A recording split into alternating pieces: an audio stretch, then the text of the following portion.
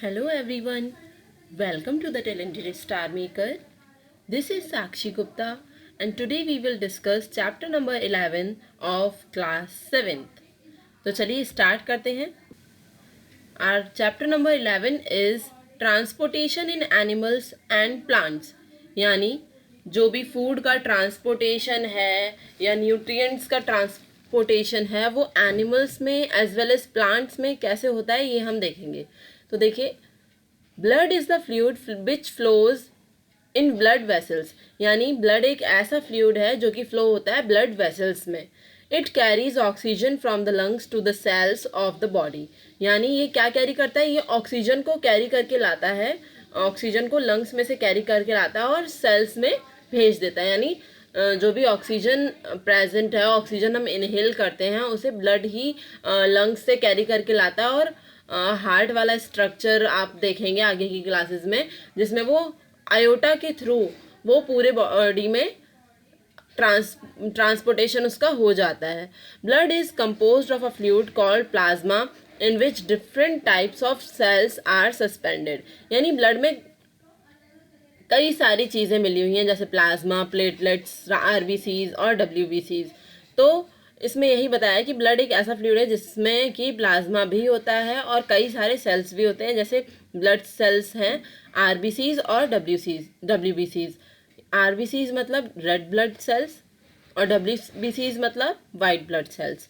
तो जो red blood cells होते हैं वो रेड पिगमेंट होता है, जिसकी वजह से हम इसे कहते हैं हीमोग्लोबिन. और ये बाइंड करके रखते हैं ऑक्सीजन को और उसको ट्रांसपोर्ट करते हैं it and transport it to all the part of the body. यानी जो हीमोग्लोबिन है उसको ट्रांसपोर्ट करते हैं पूरी बॉडी में. बट जो वाइट ब्लड सेल्स होते हैं वो वाइट इन कलर होते हैं और they fight against germs that may enter our body. यानी जो भी जर्म्स अगर एंटर करने वाले होते हैं हमारी बॉडी में, तो जो वाइट ब्लड सेल्स होते हैं वो पहले ही एक्टिव हो जाएंगे. यानी ये सोल्जर्स का काम करते हैं जो वाइट ब्लड सेल्स हैं वो. The clot is formed because of the presence of another type of cells in the blood called platelets.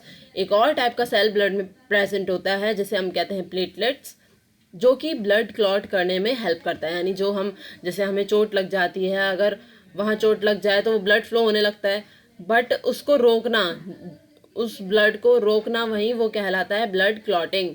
जिससे आप देखते हैं वो रेड रेड ब्लड ऊपर जम भी जाता है, कहीं भी चोट लग जाए, थोड़ी सी भी लग जाए तो वो जम जाता है. वो किस लिए? क्लॉटिंग, क्योंकि इम्पॉर्टेंट है. क्लॉटिंग नहीं होगी तो ब्लड रुक नहीं पाएगा, ब्लड फ्लो ही होता रहेगा. तो वो इस वजह से हो पाता है क्योंकि ब्लड में प्लेटलेट्स प्रेजेंट हैं.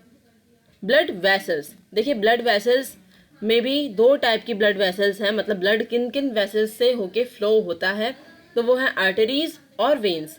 आर्टरीज क्या करती हैं, ये ऑक्सीजन रिच ब्लड को लेती हैं from the heart to all the body parts. यानी जो भी ऑक्सीजन ज़्यादा, जिसमें ऑक्सीजन होगा ब्लड में, उसको सारे बॉडी पार्ट में भेजती हैं.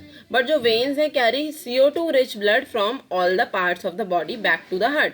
यानी वेन्स क्या करती हैं, जितने भी अपर बॉडी पार्ट देखो या लोअर बॉडी पार्ट, तो वेना कावा के थ्रू ये वेन्स, जिसमें डीऑक्सीजनेटेड ब्लड होता है, यानी CO2 रिच ब्लड होता है, CO2 वाला ब्लड होता है, उसे हार्ट में लाती हैं. देन उसे हार्ट में लाने के बाद वो आर्टरीज में से होके जाता है ब्लड. और मतलब जैसे अगर वो वेना कावा के थ्रू अगर वेन्स में आया, पल्मोनरी वेन्स में आता है हार्ट में, देन वो वेन्स के थ्रू वो लंग्स में चला जाता है ब्लड ऑक्सीडाइज होने के लिए, यानी प्योर होने के लिए. देन उसमें ऑक्सीजन रिच ब्लड आता है आर्टरीज के थ्रू और वो पूरी बॉडी में आयोटा के थ्रू फ्लो हो जाता है. ये 10th क्लास में हम हार्ट के डायग्राम से समझेंगे, तब उसमें एकदम क्लियर हो जाएगा. ये देखिए एक डायग्राम दिखाया है इसमें, जैसे ये पल्मोनरी आर्टरी है, बीच में हार्ट है. तो जो पल्मोनरी आर्टरी है वो CO2 रिच ब्लड ले जाती है लंग्स तक ऊपर, और यहाँ जो लंग्स से फिर ऑक्सीजनेटेड ब्लड आता है पल्मोनरी वेन में, और वो वेन में ब्लड आता है हार्ट में, और हार्ट से होकर फिर आर्टरीज में ऑक्सीजनेटेड ब्लड चला जाता है कैपिलरीज में, जबकि कैपिलरीज से जो वेन्स के थ्रू वो जाता है हार्ट में. A blood filtered periodically if anyone has infected kidney through an artificial kidney. This process is called dialysis. यानी एक तरह से ब्लड को पीरियोडिकली फिल्टर करना। वैसे किडनी ये काम करती है, किडनी करती है ब्लड को फिल्टर, बट क्योंकि उसमें फिल्टर्स प्रेजेंट है, नेफ्रॉन टाइप स्ट्रक्चर प्रेजेंट है जो कि फिल्ट्रेशन का काम करती है। कई सारे फिल्टर्स होते हैं, मिलियंस में, 1.5 मिलियन होते हैं एडल्ट, नॉर्मल एडल्ट में, तो वो काम करते हैं फिल्ट्रेशन का। तो अगर मान लीजिए किसी की किडनी फेल है तो क्या होगा, डायलिसिस एक प्रोसेस है जिसके थ्रू आर्टिफिशियल किडनी जैसा ही फॉर्म होता है, जिसमें कि दो इस तरह से वेन्स जाएंगी, एक तो अपैरेटस लगाया है उसमें जाएगी, और दूसरी जो जो भी उसके अंदर भेजना है वो, एक तो मतलब जो भी ब्लड गंदा वाला होगा वो बाहर आता जाता है एक पाइप से, और दूसरे पाइप से जो भी ऑक्सीजनेटेड होगा और प्योर होगा वो ब्लड उसके अंदर चलता जाता है। तो ये तो था ब्लड सर्कुलेशन। अब देखिए हार्ट क्या होता है। The heart is an organ which beats continuously to act as a pump for the transport of blood. यानी हार्ट एक ऐसा ऑर्गन है जो कि कंटिन्यूसली बीट करता रहता है। बीट क्यों करता है? जिससे कि जो ब्लड है वो जैसे आर्टरीज से आया तो वो वेना कावा के थ्रू चला जाए, मतलब वो पंप हो, ब्लड जो है वो उसको फोर्स मिले और वो पंप हो जाए for the transport of blood. There are 4 chambers, 4 chambers होते हैं। 2 आर्टरीज के होते हैं, अपर चैम्बर्स आर्टरीज बोलते हैं उन्हें, और 2 लोअर चैम्बर्स होते हैं जिन्हें हम वेंट्रिकल्स बोलते हैं। To amplify the sound of the heart, यानी जो हार्ट का साउंड सुना जाता है, हार्ट बीट को सुना जाता है, उसको किससे सुनते हैं? स्टैटोस्कोप, जो डॉक्टर्स वगैरह यूज़ करते हैं कान में लगा के और फिर हार्ट बीट हमारी मेजर करते हैं, वो स्टैटोस्कोप बोलते हैं उसको, स्टैटोस्कोप। और अब हम देखते हैं कि एक्सक्रीशन इन एनिमल्स कैसे होता है और एक्सक्रीशन इन ह्यूमंस कैसे होता है। तो एक्सक्रीशन होता क्या है? एक्सक्रीशन एक ऐसा प्रोसेस है जिससे जो भी वेस्ट होता है उसको रिमूव किया जाता है, produce in the cell of the living organism. यानी जो भी वेस्ट प्रोड्यूस हो रहा है सेल्स में उसको रिमूव किया जाएगा एक्सक्रीशन के through. The part involve in the excretion form the excretory system, यानी जो भी पार्ट्स एक्सक्रीशन में हेल्प करते हैं लाइक रेक्टम, एनस, ये सारे, तो ये सब आएंगे एक्सक्रीटरी सिस्टम में। एक्सक्रीशन इन ह्यूमंस में देखें अगर एक्सक्रीशन, तो mechanism to filter the blood is capillaries in the kidneys, यानी वो मैकेनिज्म जो कि ब्लड को फिल्टर करता है, तो वो कैपिलरीज हैं कुछ प्रेजेंट किडनी में जिसकी वजह से ब्लड को फिल्टर किया जा सकता है।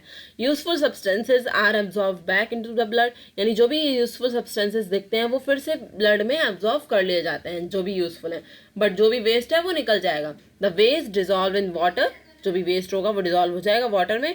आर रिमूव्ड एज यूरिन, यानी जो भी वेस्ट है वो वाटर में डिजॉल्व होकर, हम जैसे पानी पीते हैं तो वो उसमें डिजॉल्व होता जाता है वेस्ट, और वो यूरिन के थ्रू वो यूरेटर से बाहर निकल जाता है। From kidney urine goes into the urinary bladder, urinary bladder में किडनी से होते हुए यूरिन जाता है यूरिनरी ब्लैडर में, ब्लैडर में वो स्टोर करके रखता है और उसके बाद उसे रिलीज कर दिया जाता है through the tube like ureter. Ureter एक ट्यूब है जिसके थ्रू वो नीचे आता है, यूरिन आता है नीचे यूरिनरी ब्लैडर में। और then the kidney, ureters, urinary bladder and urethra form the excretory system, यानी kidney, ureter, urinary bladder, urethra, ये सारे मिलके एक्सक्रीटरी सिस्टम को फॉर्म करते हैं। Transport of water and minerals, यानी प्लांट्स में देखेंगे कि कैसे ट्रांसपोर्टेशन होता है वाटर्स और मिनरल्स का। तो plants absorb water and minerals by the roots, यानी जो प्लांट्स हैं वो कैसे एब्जॉर्व करते हैं वाटर को, मिनरल्स को, वो रूट्स के थ्रू एब्जॉर्व करते हैं। The roots have root hairs, roots में क्या होता है? रूट हेयर्स होते हैं, हमने देखा होगा कोई भी रूट तो उसमें हेयर्स होते हैं। Plants have pipe like vessels to transport water and nutrients from soil, plants में पाइप लाइक वेसल्स होते हैं किसी भी वाटर को ट्रांसपोर्ट करने के लिए या न्यूट्रिएंट्स को ट्रांसपोर्ट करने के लिए सॉइल तक। The vessels are made of special cells forming the vascular tissues, जो वेसल्स होते हैं, ब्लड वेसल्स प्लांट्स में जो होते हैं उसमें क्या होता है, प्लांट में जो वेसल्स होते हैं उनमें स्पेशल टाइप ऑफ सेल्स होते हैं जो कि फॉर्म करते हैं वस्कुलर टिश्यूज़ को, और they help in the transportation of food, जिसे हम कहते हैं फ्लोएम। ट्रांसपोर्टेशन ऑफ वाटर और न्यूट्रिएंट जिससे होता है वो होता है जाइलम से, यानी अगर ट्रांसपोर्टेशन ऑफ फूड आ रहा है तो वो होगा फ्लोएम से, और ट्रांसपोर्टेशन ऑफ वाटर और न्यूट्रिएंट होता है जाइलम से। तो ये था आपका चैप्टर नंबर 11। ये देखिए इसमें एक और टॉपिक है ट्रांसपिरेशन। देखिए ट्रांसपिरेशन क्या होता है? ट्रांसपिरेशन होता है evaporation of the water from the plant. यानी प्लांट देखिए एब्जॉर्व करता है मिनरल, न्यूट्रिएंट और वाटर सॉइल से, पर not all the water is absorb by the plant. हम मान लीजिए हमने ज़्यादा पानी डाल दिया, अब सारा पानी थोड़ा ना वो प्लांट ही एब्जॉर्व कर लेगा, कुछ तो जो भी वाटर है वो एब्जॉर्व भी करा जाएगा ना, सनलाइट की प्रेजेंस में एब्जॉर्व भी हो रहा होगा। The water evaporate through stomata present on the surface of the leaf by the process of transpiration. यानी जो भी वाटर है स्टोमेटा के थ्रू, स्टोमेटा मतलब small pores on the leaf surface, तो वो उन पोर्स के थ्रू कुछ वाटर एवापोरेट भी हो जाता है in the presence of sunlight, तो वो उसको हम कहते हैं हम transpiration. Transpiration cools the plants, मतलब ट्रांसपिरेशन जो है वो टेम्परेचर को मेंटेन करके रखता है प्लांट्स के। यानी अगर एक्सेस में वाटर आ गया तो वो उसे एब्जॉर्व करवा लेगा, है ना, और स्टोमेटा में एब्जॉर्व भी होके रखता है, वाटर को स्टोर करके भी रखता है। Thanks for watching full video. Next video में हम डिस्कस करेंगे चैप्टर नंबर 12। तो हमारे चैनल को सब्सक्राइब ज़रूर करें अगर आप चाहते हैं कि चैप्टर नंबर 12 का नोटिफिकेशन आप तक पहुँचे। Then don't forget to hit the bell icon.